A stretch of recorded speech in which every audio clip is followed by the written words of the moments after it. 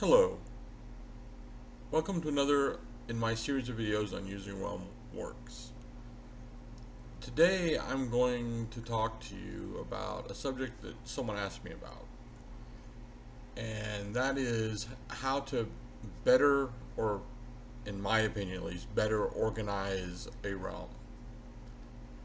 Um, Realmworks can get to be a real organizational mess if you're not kind of careful about how you do it. And I have, trust me, I've gone down some real rabbit holes with my organization, so don't think I'm saying, oh, I'm perfect about this. But let's take a look at a fairly, well, it's not even a very large town, but it's a town I've been working on for a while, fleshing it out. Okay, well, here is the town of Guilsford, and it actually may stretch on. No, that's pretty much it. Um, so it um, it's whatever it is, I don't know, 20 odd locations and another dozen or so people. Um, I organize it. Here's the town, here's the neighborhoods. Um, at the top level, here's some organizations that are part of the town. The Council of Guilds, the Guard, Merchant Society. It's just the top level stuff. Then all the neighborhoods that are in the town, and then under that, all the locations in each neighborhood are attached off that. Now, down here at the bottom, I have a cast list of the people of Guilsford that I attach to the town. So that's where all the people go that are important enough to be their own entry.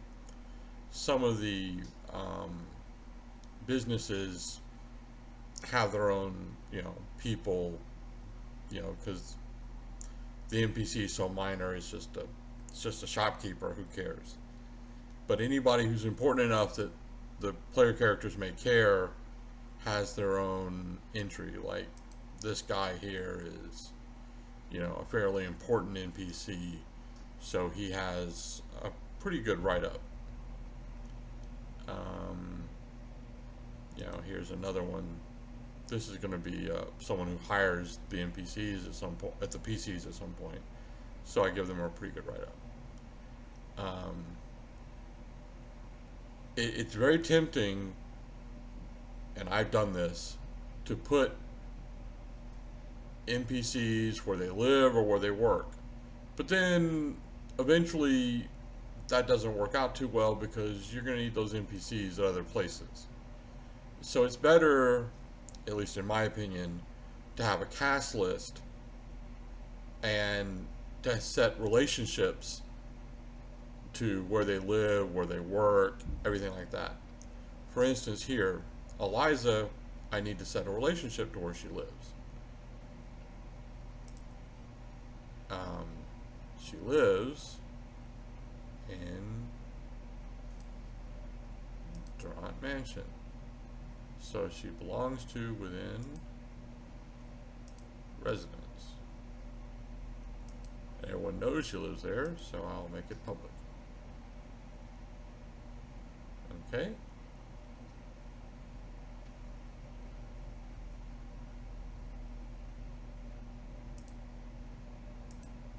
And then you can just look at her at a glance and it knows.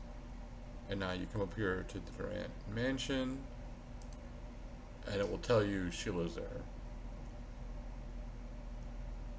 And it also tells you that the family owns the place. And this is also convenient because the Durant family is actually larger than the town, so I attached it to the entire kingdom.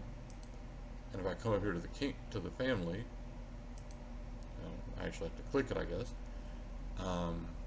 It has all the relationships, including all the family members here. And if I put all the family members under here instead of having them all as relationships, then I wouldn't know where they were as easily. Now they're all at least where they live, you know, the right town. Some of them live in Guilford, some of them live other places, but they all have a relationship to the family, and everything the family, well, not everything the family owns, well, everything I've developed for the family so far is hooked up there. So I can find with between cast lists and groups, oops, I can find what I need relatively easily. Um, and I find this is a better way of organizing than having having all my NPCs placed under wherever they live or wherever they work, and then needing, well, they work here, they live here, because you can only have a one-to-one relationship. With relationships, you can have you know, a one-to-many relationship for every topic. So I found this is a better way of doing it. Now, for locations which literally, you know, they physically go somewhere, I usually put them in a tree under the right locations, because that just kind of makes a logical sense to me. For a dungeon location, I try to do it pretty much the same way. Like, here is a little dungeon I've been working on. It's just, here's a lair, and here's all the little individual locations in it, and just build a tree, and it should work out pretty well. And even here's a little village. I don't even have any locations in it. It's just the village name, the description, and then the cast list of the little village. And that's how I do these things when I do them now. I think it works out a lot better than trying to put all the people attached to like a home or a workplace or whatever. Now, you can do it any way you want, but I'm just saying this is how I think it works better. All right, I hope that helps. If anyone has any questions, please feel free to ask me. If you have any suggestions, I feel free to post them here or at the LWD forums. If you like the video, please like it. Please subscribe if you want. Thank you.